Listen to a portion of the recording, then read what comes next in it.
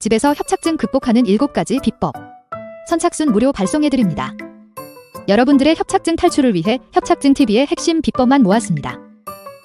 지금 신청하시면 7일간 문자로 보내드립니다. 댓글에 있는 링크나 아래 번호로 지금 바로 신청하세요. 안녕하세요. 협착증과 관절염TV의 손영훈 한의사입니다. 자, 오늘은 허리 협착증의 여러 증상 중에서도 발바닥이 화끈거린다 또는 발바닥이 시리다 이런 분들이 있는데요. 이런 분들은 도대체 어떤 관점으로 봐야 되고 어떻게 해결할 수 있을지, 생활관리 방법은 무엇일지 설명해 드리도록 하겠습니다. 자, 강의에 앞서서 잠깐 드릴 말씀이 있습니다. 바로 제가 만든 척추관절 건강기능식품입니다. 바로 관절바로인데요. 제가 척추관절 진료만 10년 동안 했어요. 그리고 한의사의 자부심을 가지고 만들어야 되기 때문에 정말 신경을 많이 썼어요. 여러 한약재를 넣어서 추출했는데요. 이 한약재를 추출하기가 만만치 않습니다. 특히 이 안에는 해동피라고 하는 약재가 들어있는데 나무의 껍질입니다. 이거를 몇 시간 끓인다고 해서 추출이 되지 않거든요. 그래서 120도에서 14시간 동안 끓인 거예요. 14시간 동안. 그렇게 끓여줄 공장을 찾는데 힘들었어요. 자, 14시간 동안 끓였기 때문에 색깔이 어떻겠습니까? 보시면 매우 진한 색깔인 걸 아실 수 있겠죠. 14시간 동안 끓였기 때문에 이렇게 약재들이 우려 나오는 겁니다.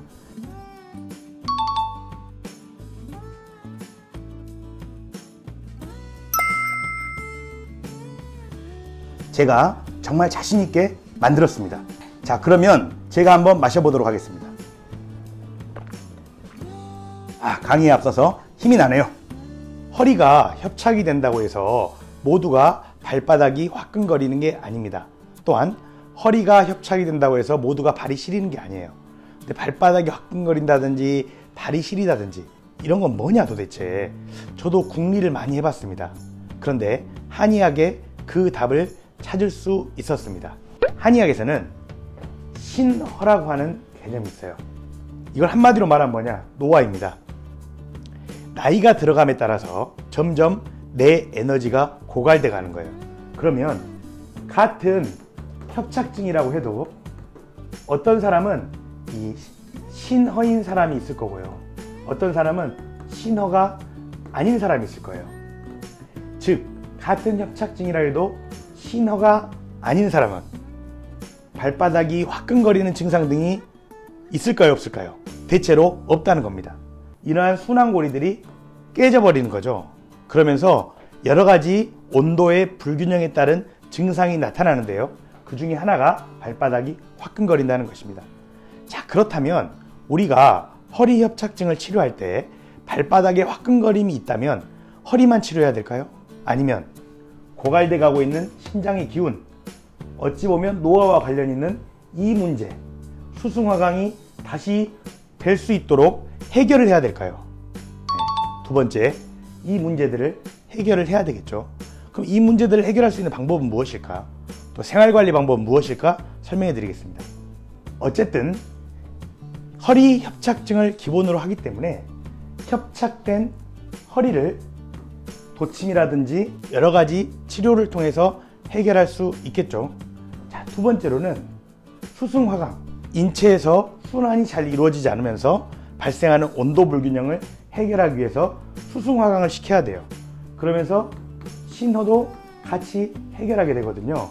이럴 때 쓰는 처방이 자음강화탕이라고 하는 처방이 있습니다. 실제 환자분들께 이 자음강화탕 처방을 해봤더니 유난히 발이 시린다든지 화끈거리다든지 증상들이 개선되는 경우가 매우 많았습니다.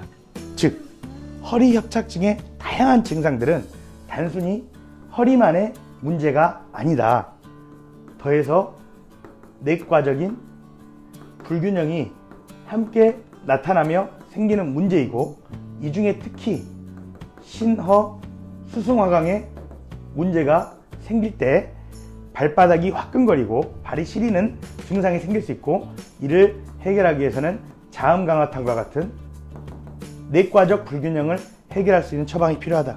이 내용이 핵심입니다. 생활관리 방법은 무엇이 있을까요? 자, 심기혈정이라고 하는 말이 있습니다. 이 심기혈정은 뭐냐? 심은 마음 심자예요. 기는 기운 기자예요. 혈은 혈액할 때 혈자예요. 정은 인체의 정미로운 물질을 말할 때 이 정자입니다. 자, 심기혈정. 마음이 가는 곳에 뭐가 가요? 기와 혈이 가고 정이 모인다. 자, 발바닥이 화끈거려요. 신호, 노화에 의해서 인체의 불균형이 나타나. 우리가 걸음을 걸을 때 마음을 어디에 둬요? 발바닥에 집중하는 겁니다. 마음을 발바닥에 집중함으로써 몸의 순환을 돕는 거예요. 제가 예전에 허리 협착증뿐만 아니라 여러 가지 병을 치료하기 위해서 어떤 생활관리 방법들이 있을까 이러다가 한 명상단체에 다닌 적이 있어요. 그 명상단체에 다니면서 배웠던 방법이에요. 근데 매우 유용한 방법이겠더라고요. 예. 그래서 우리가 평소에 걸을 때 뭐 건물도 보고, 걸을 때 뭐 지나가는 사람도 보고, 또 여러 가지 막 생각을 하면서 걷게 되잖아요. 그럴 때 마음을 발바닥에 둔다. 걸을 때 앞을 보고 걷지만 마음은 발바닥이 지면과 닿는 것을 계속 느끼면서 걷는 겁니다. 평소에 심기혈정하는 걸음을 일상화 하시기를 추천드립니다. 자, 두 번째 방법은요, 발끝치기라고 하는 방법이 있어요. 발끝치기는 발 뒤꿈치를 붙이고 앞에를 톡톡 치는 방법이에요. 발끝치기를 하게 되면 발끝까지 혈액순환이 되기 때문에 어쨌든 이러한 순환들을 통해서 인체의 불균형을 해소하는 데 매우 좋은 방법이죠. 발끝치기는 잠을 자기 전에 3분에서 10분 정도 하시기를 추천드립니다. 자, 세 번째로는 맨발 걷기가 있는데요. 맨발 걷기는 최근 매우 유행하는 방법입니다. 맨발로 걷게 되면 발바닥에 있는 20만 개의 신경세포가 활성화될 뿐만 아니라 맨발로 걷는 과정을 통해서 발 전체 근육이 활성화가 돼요. 왜? 발가락이 펴지고 발 전체로 걷게 되거든요. 또한 땀과의 접지를 통해서 몸에 활성산소가 빠져나가고 혈액순환에 도움이 된다고 알려져 있습니다. 실제 환자분들께 맨발 걷기를 시켜보면 매우 빠르게 증상이 개선된 분들이 많습니다. 맨발 걷기가 정말 좋은 방법이구나. 그리고 다양한 연구 논문을 읽으면서 맨발 걷기가 이렇게 원리적으로 좋은 방법이구나를 깨닫고 있습니다. 맨발 걷기 매우 좋은 방법입니다. 그런데 맨발 걷기가 하기 어렵거나 날씨가 춥거나 또 맨발 걷기 할 장소에 제약이 있거나 이런 분들은 맨발 신발이 있어요. 맨발 신발. 이거는 맨발 걷기에 말씀드렸던 여러 원리들을 구현해 놓은 신발이에요. 맨발 신발을 이용해 보시는 것도 추천드려요. 또 평소에 맨발 걷기를 하더라도 맨발 신발을 같이 신으시면 허리 협착증 환자분들에게 도움이 될 수 있겠다. 왜?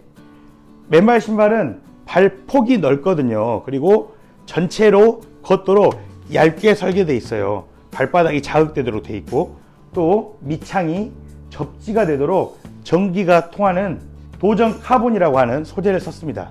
카본 블랙이라고 하는 소재를 써서 땅으로 전기가 통하게 되어 있어요. 맨발과 똑같이 전기가 통하게끔 만들어져 있는 게 맨발 신발이에요.